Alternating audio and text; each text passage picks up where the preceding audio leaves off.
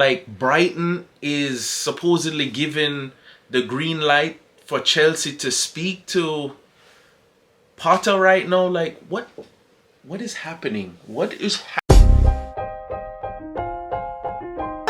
Release the Kraken! Chelsea, seriously, I just want you to know that I was here when this happened. It's a stretch, and it's in! And I can't remember the last time I saw something like this! Aguero!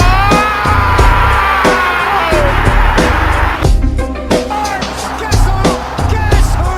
It's him again! What's up? And welcome to Absolute Sitter. I'm your host, Mac.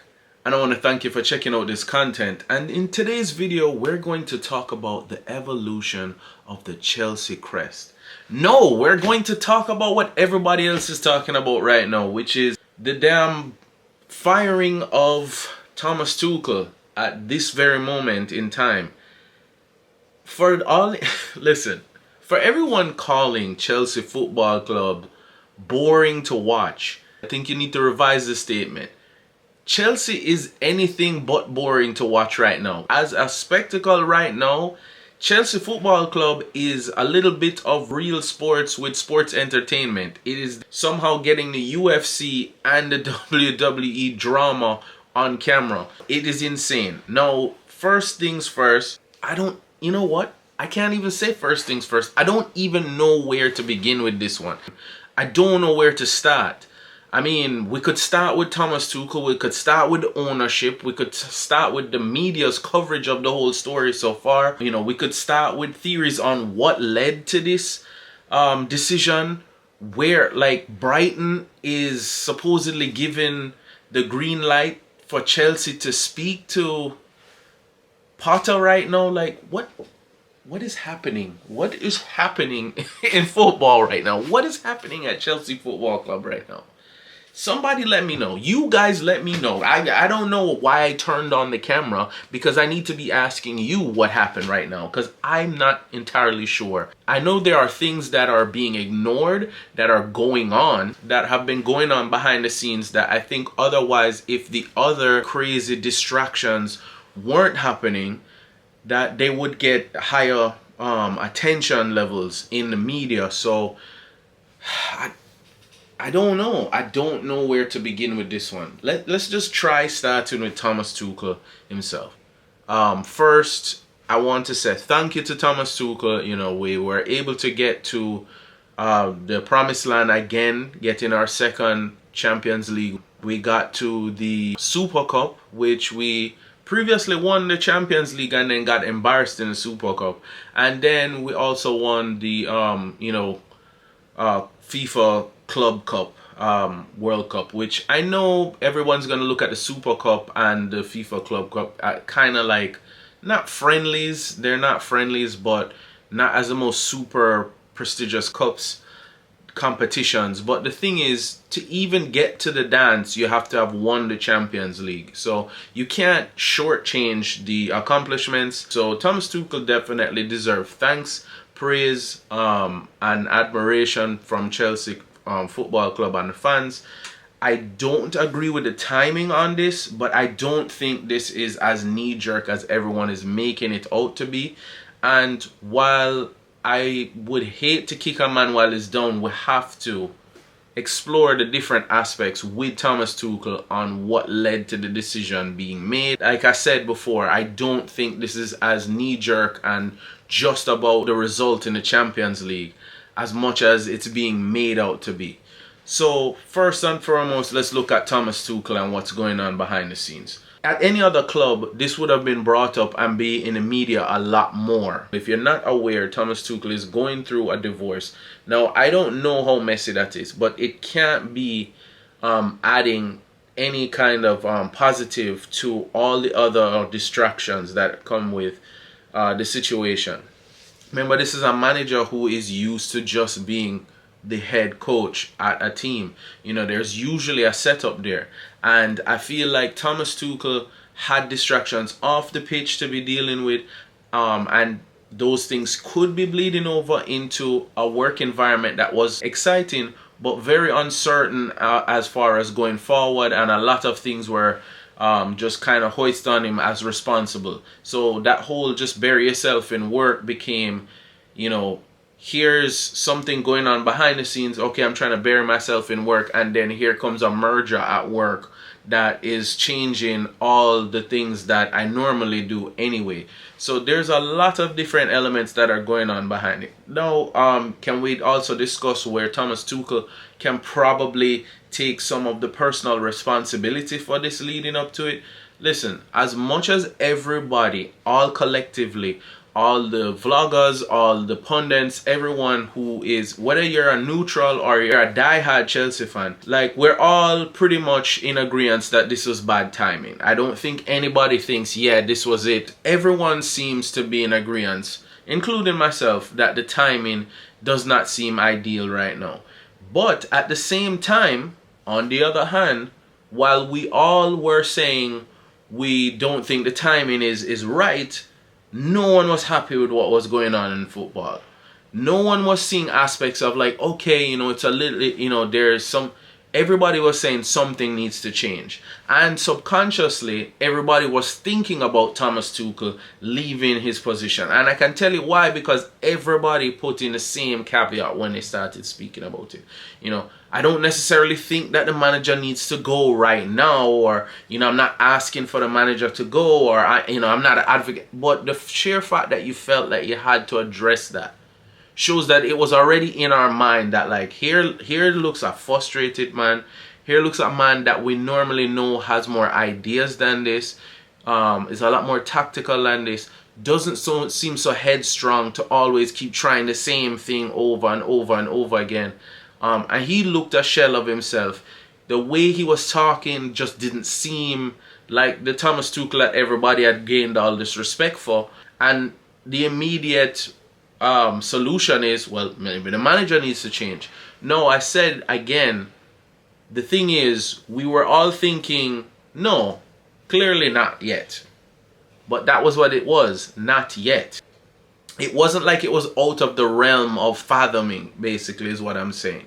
The performances were already, and this is leading back into limping into the end of the season. This isn't just 5 games in and some premature decision. It was kind of the way we ended last season. Certain players that we know have, you know, the potential to be better than what they're showing us are starting to look like shadows of themselves. Mendy, Ziyech, whether or not Ziyech should still be at the club, who knows. Mason Mount, there's the argument of, I have been pushing for the longest now, which is that Mason Mount and Kai Havertz should be fighting over the same minutes. The fact that we keep trying to find a way to get both of these guys on the pitch at the same time is preposterous. So we could sit here for the entire video talking about what was going wrong on the pitch.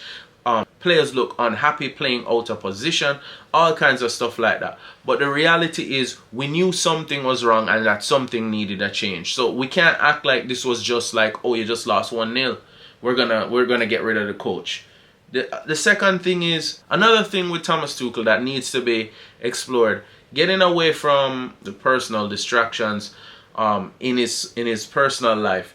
You have to also look at, whether you want to call it karma, or to paraphrase the very famous saying by Mike Tyson, that, you know, I'm not even sure if Mike Tyson actually said this, I've never really looked it up, but there's a quote that always gets associated with Iron Mike, and it's, everybody has a game plan until they get punched in the face. And why that resonates so much with people is, it has the very on the nose, pun intended, meaning behind it. Or you can look at it metaphorically as a bigger thing, you know, like this for Thomas Tuchel could be a little bit of, as I said, whether or not you want to call it karma, or a little bit of careful what you wish for, whatever it is. This is a manager who had had previous issues with boards about transfers and maybe the power that the manager had. And he went from basically thinking, oh yeah, you know, I want to have more input on transfers, to, okay, not only do you have input on transfers, but we're going to have daily contact. I want you to be able to explain who you're buying, why we're buying this player. Basically, we're going to give you the director of football role. And given that role, I think initially Thomas Tuchel thought, this is what I always wanted. This is what I've always asked for. Until he got the responsibility side of it and said, wait, no, I just want to be the head coach and just kind of coach what I like. Yeah, I want to be able to call up somebody and be like, yo, I need this guy or whatever, and get off the phone and have somebody else deal with it. I'm even going to talk about the Aubameyang thing, and I see all the pundits from ESPN to Talk Sports to everyone saying, well, if you were thinking about this for a while, why would you sign Aubameyang back in the manager and then make this decision? I think that the Aubameyang signing might have led to this, and I think that Thomas Tuchel might not have been, I think he might be shocked by the fact that they actually pulled the trigger. But I think when you look at some of the decisions that were being made, I do think that he knew he was in the crosshairs.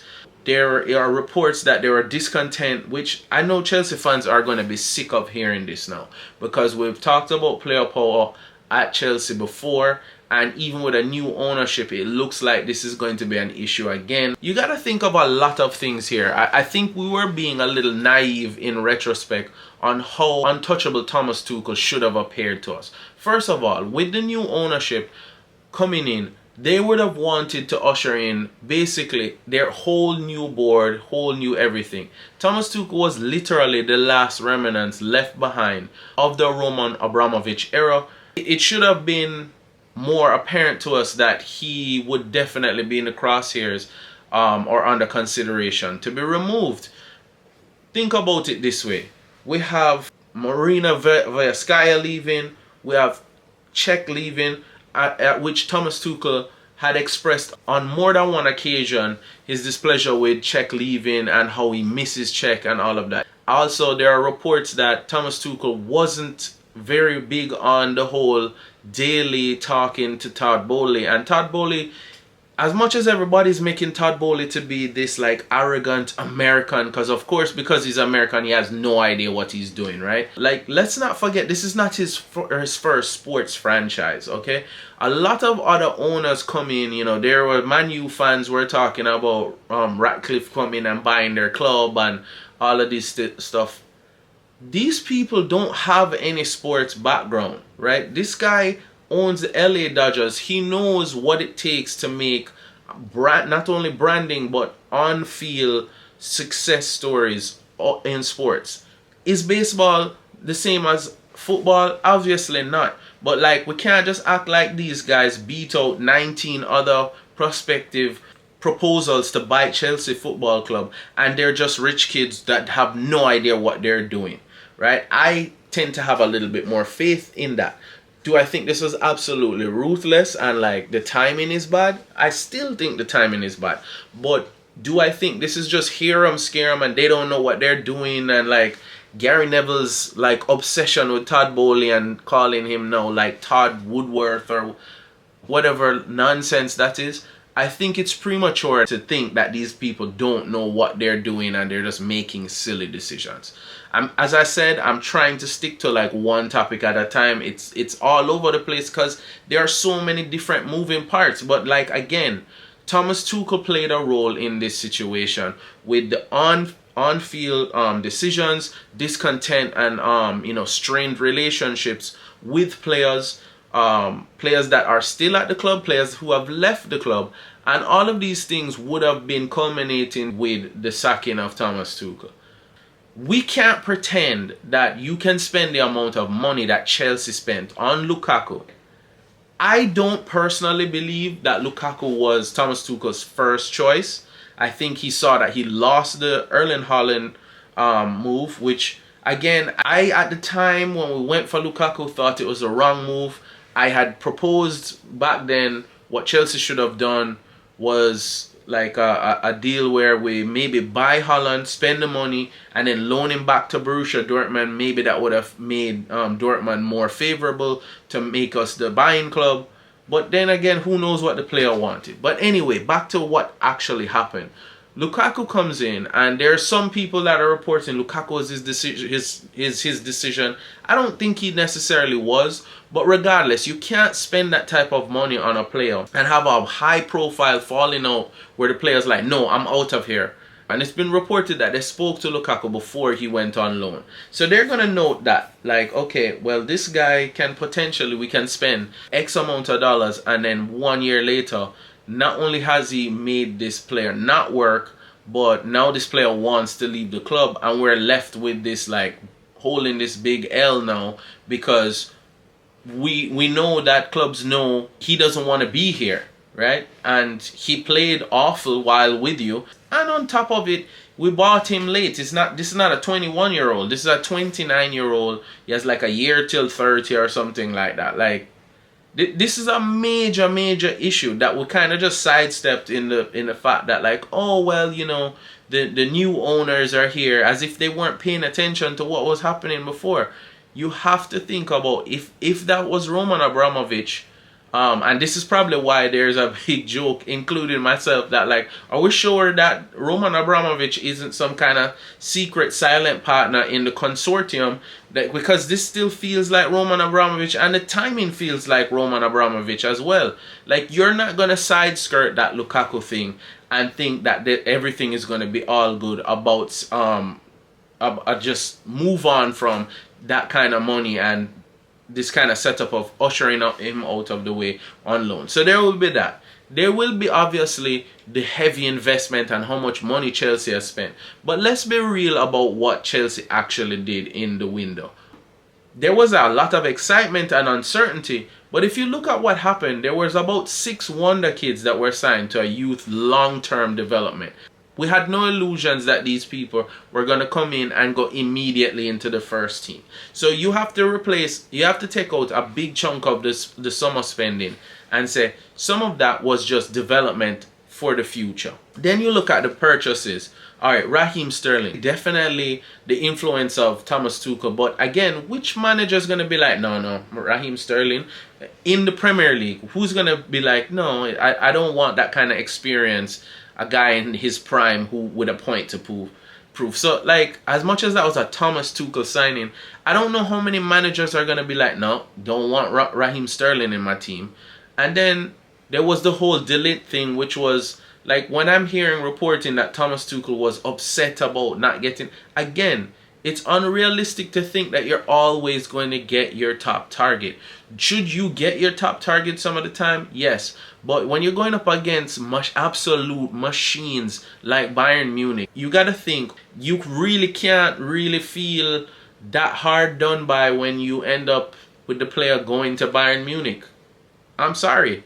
That player, just like Rudiger, who actually wanted to stay, is going to look at it and say certainty of Bayern Munich or uncertainty and the absolute circus that looks like is being set up at Chelsea right now. You got Koulibaly. Is Koulibaly a stopgap? Absolutely. But let's be realistic. Again, for anything that didn't go the way Thomas Tuchel intended it for, a lot of these signings were good signings, and were Thomas Tuchel's decision.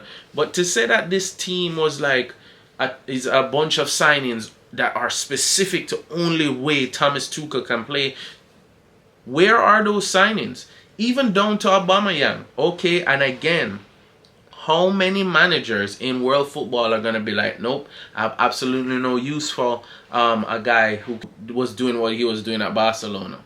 No use for him. So there was many reports that there was discontent with players. There were players that felt like they didn't know what was going for. All of these things are soaking into the board's minds and saying, well, is this the guy that we want to build around? Like, we're trying to get a director of football, but this guy seems a bit distracted and doesn't seem to be as invested in a long-term future. He's kind of reclusive and kind of putting himself as like, oh, I just want to be the head coach. And this was not the time to kind of show that. Whoever they have as manager would have to show the ambition, and also, and that's no disrespect to Thomas Tuchel about ambitions, I mean the ambition to be full on committed to the long term and want that responsibility. They would have to show it that they want it. I don't think it was the results. I think it's all the other things, the factors that Todd Bowley is showing up on the daily, speaking to players, probably talking to players about the discontent and kind of figuring out, well, hang on, well, what's going on here? Who are we signing? And one of the the last nails in the coffin for me is going to be a player that is so important that he got a manager at a club that he does not play for fired. And it's going to be Cristiano Ronaldo. Now you have to think about this. Cristiano Ronaldo was floated as being either on loan or a blockbuster move to Chelsea. Todd Bowley is going to look at this from a business standpoint, the whole marketing that can be done around Cristiano Ronaldo, let's be realistic, and also from a footballing aspect, let's not act as if, even though this is an aging Cristiano Ronaldo, this isn't just a pure business decision. This was a huge decision and a huge backing, and also a huge reason that they're going to look at if they don't feel like it's working. That's going to be leading towards the decision, because ultimately they were sold. Todd Bowley was sold on bringing in Cristiano Ronaldo. Mendes was working on this deal, and the final person that said no and the backing went with the manager was Thomas Tuchel. Did not want Cristiano Ronaldo in the team, and you could tell that there was a disagreement between Todd Bowley and maybe the rest of the board and Thomas Tuchel on this, but they decided to say, okay, you're the guy who knows best, we're gonna go with your decision. So the idea that, like, well, they couldn't have been thinking about this for long because they went and got Aubameyang, but Aubameyang is exactly why it's probably the final nail in the coffin. They're looking at it and saying, we passed on signing Cristiano Ronaldo, we bring in Aubameyang, which I don't disagree with the Aubameyang move. I just think that because they took so long to deal with it, and there was so much nonsense back and forth, arguing over 5 mil here and Alonso and all of this other nonsense and distraction. Again, the perfect storm of outside factors having an impact on the decision. Here comes Aubameyang now getting injured. Unfortunate circumstance of the home invasion that happened. Look at the timing. Aubameyang, we're told when he was signed, was going to have to be out for 3 weeks. Yet he goes straight into the starting line of the Champions League. You can't tell me that Thomas Tuchel might not have thought Wednesday morning I'll be out of a job, but you can't tell me he didn't think he was in the crosshairs. Some of the decisions just look like he knows, okay, well, I made a big call here. We're struggling to score goals. The board is going to be talking to me and saying, hey, you told us that you didn't want this guy. Why are you not scoring goals? We tried to back you the best we could. We're not happy with what we're seeing right now. We're not happy with the evaluation of the last 100 days, basically. We need to have seen over the 100 days period, not the last 5 games, not the Premier League mixed bag start, not even the Champions League the start of the Todd Bowley era in the Champions League. But the last 100 days, they're looking at the trajectory of the manager and the club and saying, is this the right fit? So I think what will really solidify whether or not this was a premeditated move or this is just some knee-jerk nonsense that the club is doing is how fast they bring in a replacement manager. Because if this is swift, if this is quick, and it's over with, and it's moving very fast. I mean, the fact that Brighton gave Chelsea the green light to talk to their manager means they already had these candidates in mind. They already had Pochettino as a potential. They had a list of people that were available and were already considering this move, right? You don't get that kind of information out in less than 24 hours. Yes, your Zidanes and some of the other names that are on there, Brendan Rodgers and all these other people that are under consideration, Bielsa, some of those things is going to be just down to, sensationalized fabrications of like, okay, this guy's out of a job, this guy's high profile, this would be a big blockbuster thing. But some of them look like legitimate considerations. Do I think that Pochettino would be anything other than hilarious to watch Pochettino manage against Conte in Chelsea versus Spurs when we play them again at White Hart Lane? I mean, I like some of the other vloggers. I'm not excited about the idea But I'm also being realistic that it might work. It might not be the worst thing in the world. It all boils down to who ends up being the director of football and how well they can work with a director of football. I think they're going to roll forward with this. And this idea that they spent so much money and there won't be any money available. I think there's more money that's going to be spent. There's a hell of a lot more investment that's still coming. Look out for January moves. Look out for next summer moves. People are acting as if like all the money is spent, but yet the value isn't there.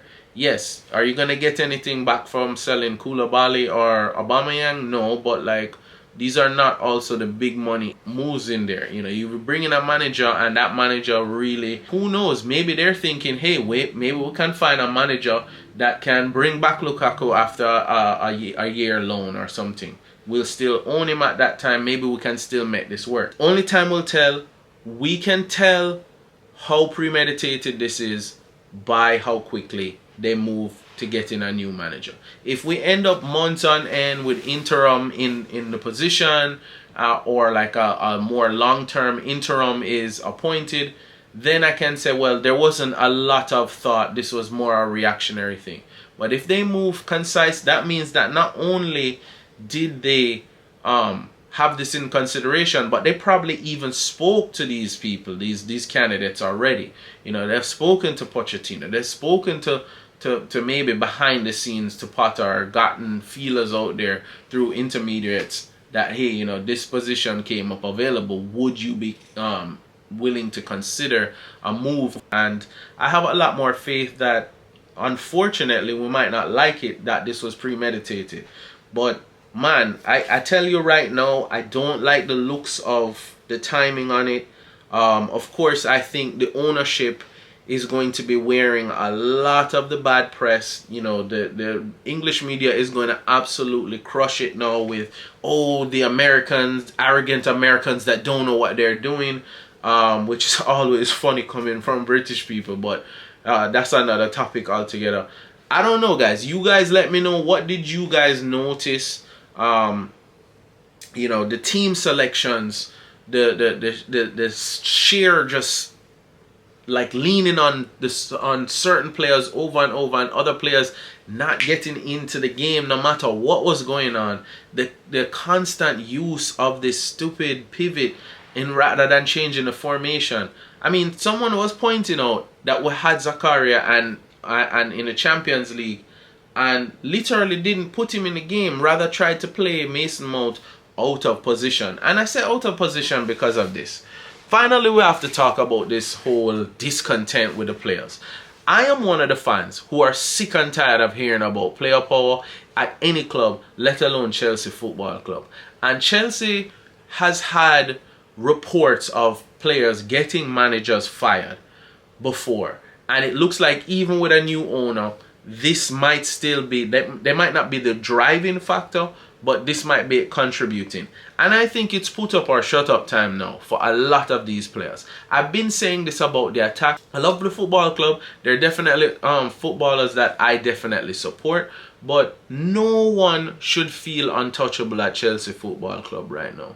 That means you can be dropped. That means that if push comes to shove and you really don't like it here, the transfer windows are there. The door is there. You can leave. Thank you for your service. Thank you for the great times. But no one should feel untouchable right now. Other than maybe Reece James and Raheem Sterling, who just got there, no one should feel untouchable. No one should feel untouchable right now. Everybody should feel uncertain about their position at that club. Is that the best thing for the uncertainty around the club?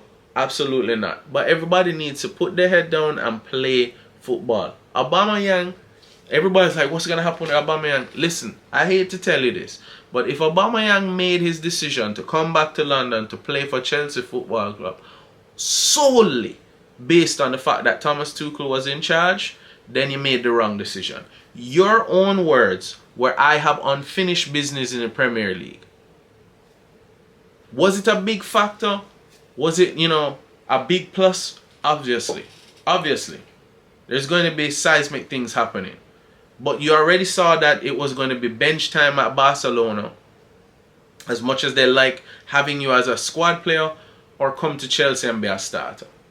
that starting position is still there for the taking for Aubameyang. So I don't know, guys. Like I said, I'm at the point of rambling now. I think I've touched on everything that I want to talk about. But you guys let me know, what did you guys see? What have you read? I am still in a state of shock at this move. Again, I reiterate for maybe the 100th time, I don't agree with the timing, but I can't say that the writing, if we look retrospectively, wasn't on the wall for Thomas Tuchel to at least be in the crosshairs. And it's the final divorcing of the Roman era, the last remnant of the Roman era, other than players, obviously, because you're not going to get rid of the whole team. That was left over from there. It is finally gone. This is going to be a team that's run on and off the pitch, purely made in the new owner's image, for better or for worse. We're going to have to just buckle up for the ride and see how this ends. But let me know what you see, what you're reading. Comment below, let me know what you guys think about this. This is absolutely insane, and the one thing they can't call us right now is boring Chelsea, because man, there is a lot going on at Chelsea Football Club. I don't know, guys. Let's see what this ends up being. Anyway, guys, I'm really looking forward to hearing your input, because I think we're all trying to put this one together. Like, comment, share, subscribe, all of that, but comment more than anything right now. I think we need to be there for each other to kind of just put the story together, right? I want to hear from you guys what you guys think about this. So until the next one, the next seismic move Chelsea makes, don't get caught in front of goal and miss an absolute sitter. Release the crowd!